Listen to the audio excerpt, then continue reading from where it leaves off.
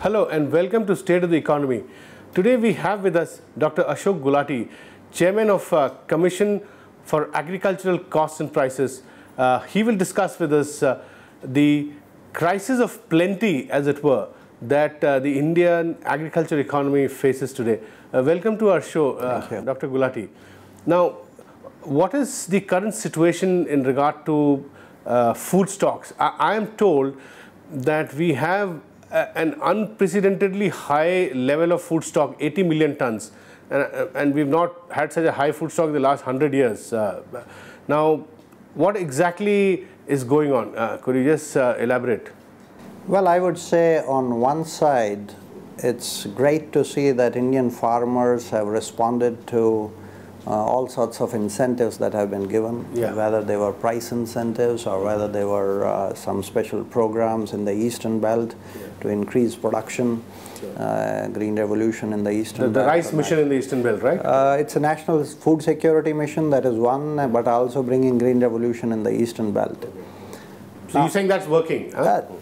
A lot of surpluses are coming in the country, and the consumption is lagging behind. And that has been accumulating into reserves. Now, if you recall, we had a ban on exports between 2007 to 11.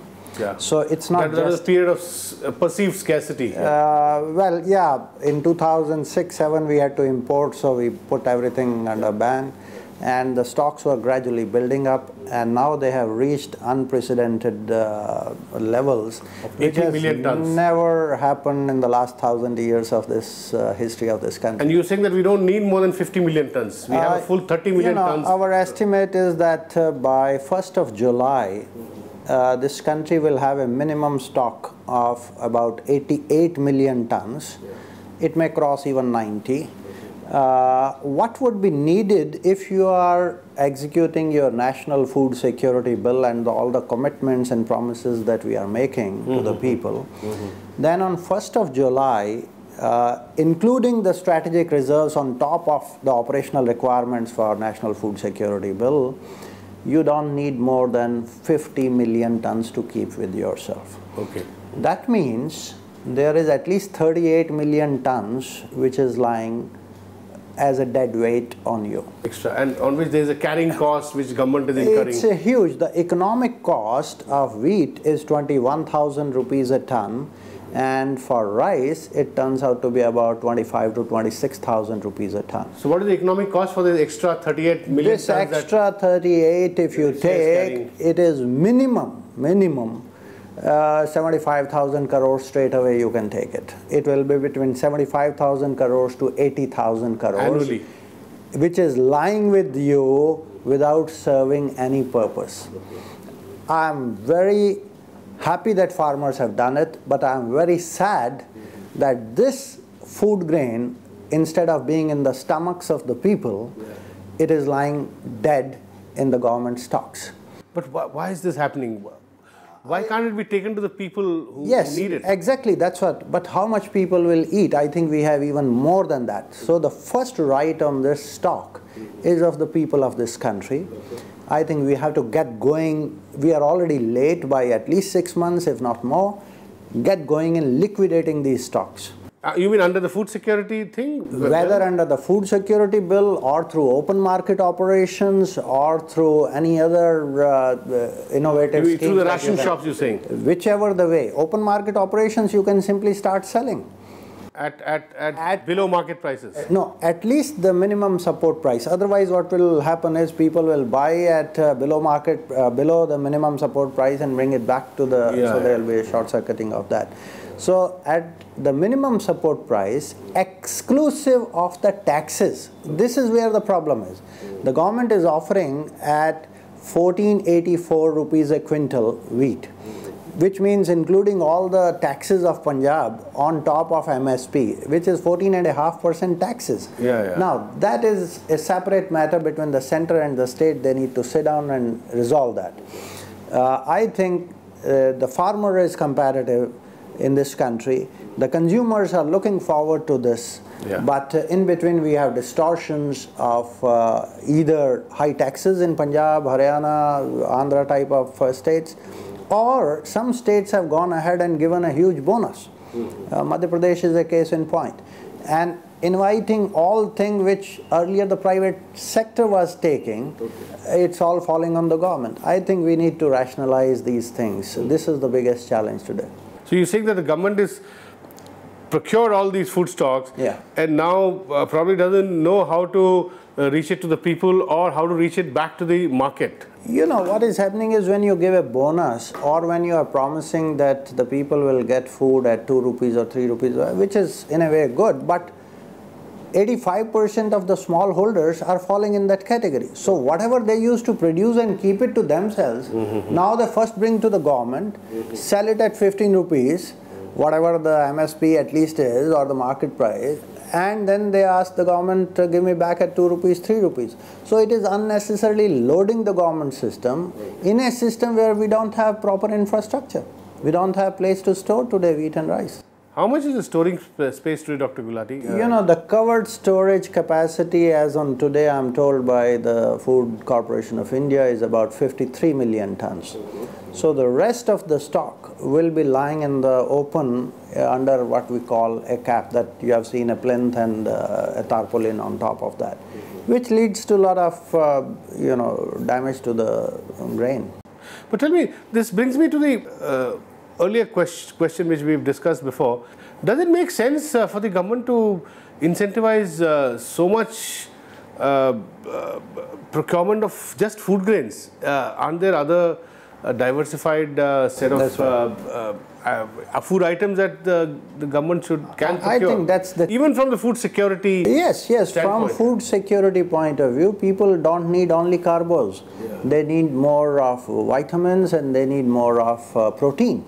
So the diets are diversifying. Even in the lowest decile, the expenditure decile that you look at, you see that the cereal consumption per capita is going down. And they are consuming more of fruits and vegetables or milk and eggs, and protein things are coming in. And this process of remaining obsessed with grains slows down the process of diversification, which should be a natural way. And that actually will help the farmer to earn higher incomes through more diversified basket, which is high value, rather than this grain, which are low value. You know, we'll take a small break here. Please don't go away and keep watching RSTV. Welcome back to State of the Economy. We are having a conversation with Dr. Ashok Gulati on the nature of food stocks, the nature of crisis, a crisis of plenty, as it were, that we are facing today in the food grains market. Dr. Gulati, now could you explain to us what happened in the early 2000s? I remember in 2002, under the Vajpayee regime, a similar crisis was faced by the government. Food stocks were 60 million tons.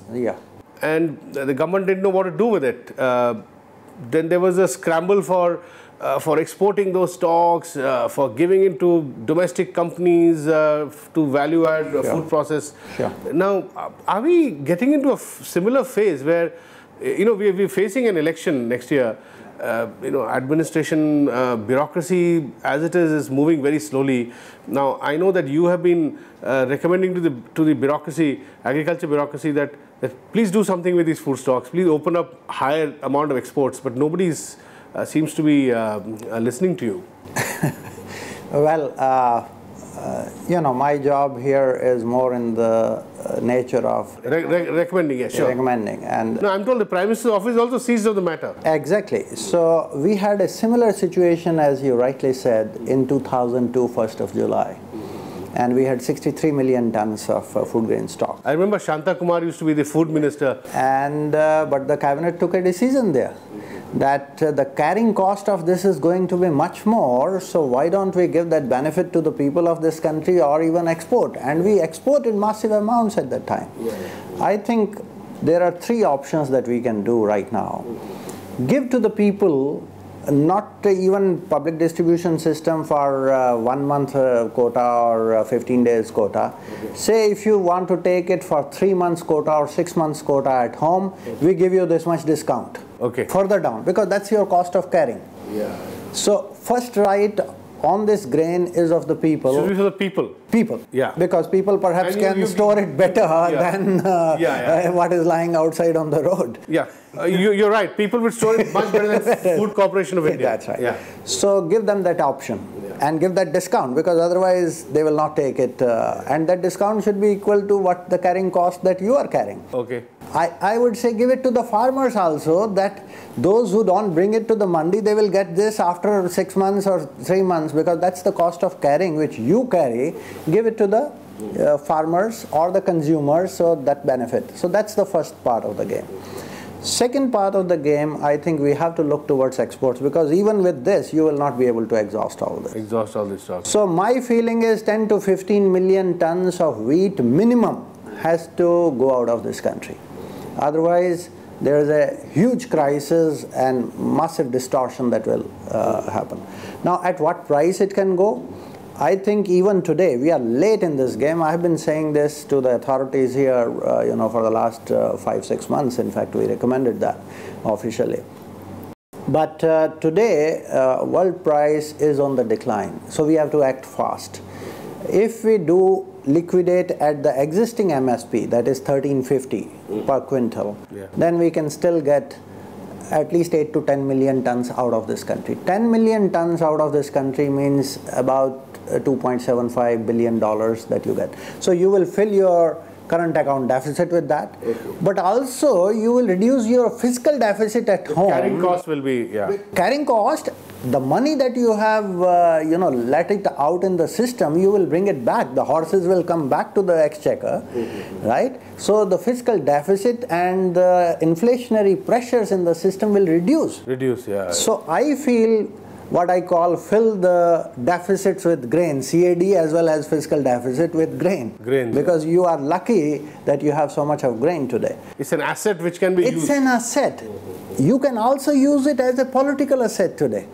You can create, there was a talk after 2007-8 crisis that there should be regional stocks available. So South Asia stocks, you can create a 5 million ton grain storage for South Asia. You can also think of giving it to Afghanistan or even to Sub-Saharan Africa. You use it for strategic purposes. Exactly. So today you are in a very, very lucky situation to turn it around as a great asset. But you need ideas. But you need ideas, but you need action more than, I think ideas we have been discussing for the last 6-8 months.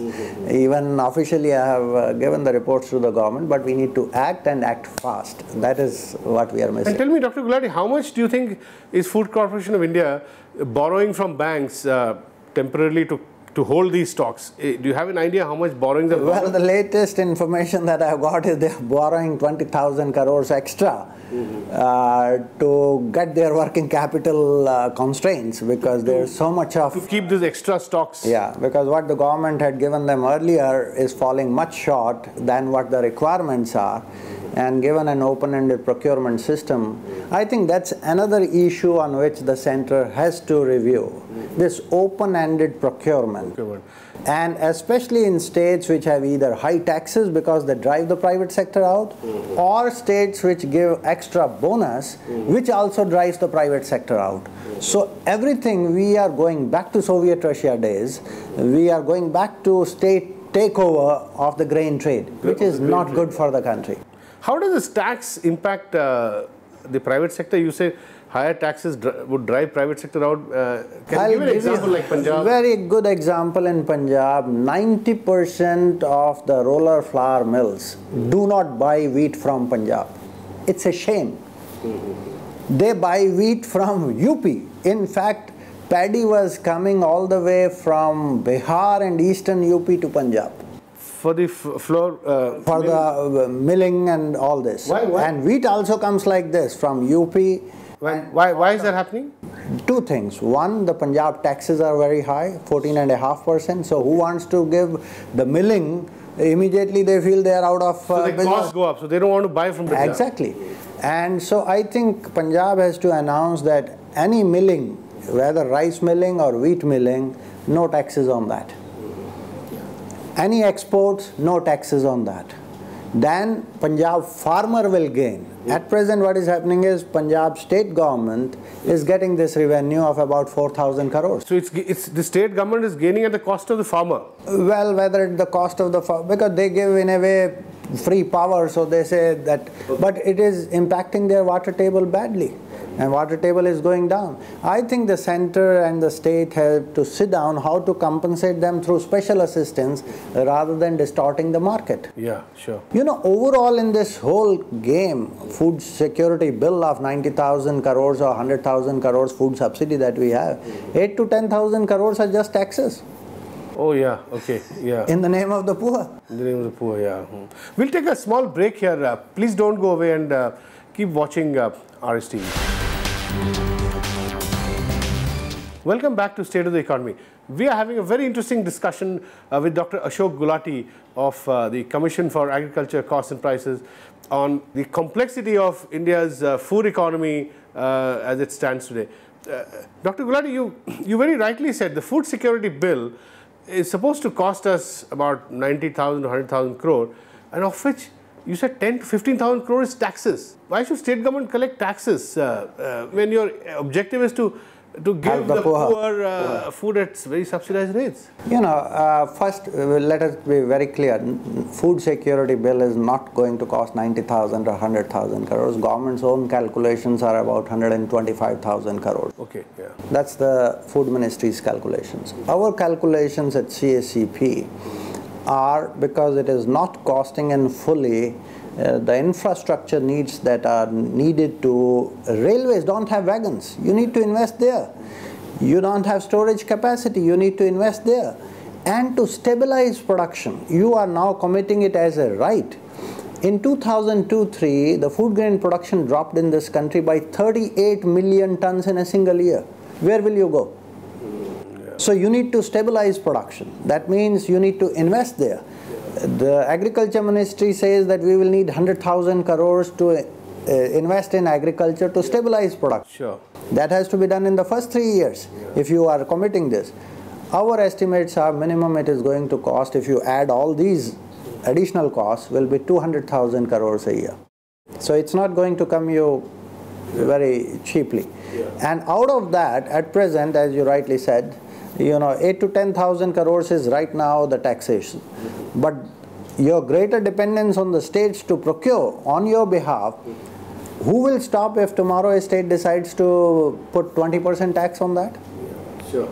So I think it's high time the center has to sit down with the states and rationalize these taxes. Are you suggesting that we need an automatic stabilization mechanism whereby the center and states work together and they ensure that that procurement doesn't go way beyond an optimal level, which meets optimal level as in which meets all the requirements of your food security, and it also doesn't fall, and to that end create various infrastructure. It can be done. I think the first thing that is needed is do not support giving any extra bonus by any particular state. If that state is giving that bonus, it should be the responsibility of that state. The center should not accept more than what the PDS requirements of that state are. Take the case of Madhya Pradesh. Their PDS requirements would be not more than 3 million tons. They are going to be procuring 11 million tons.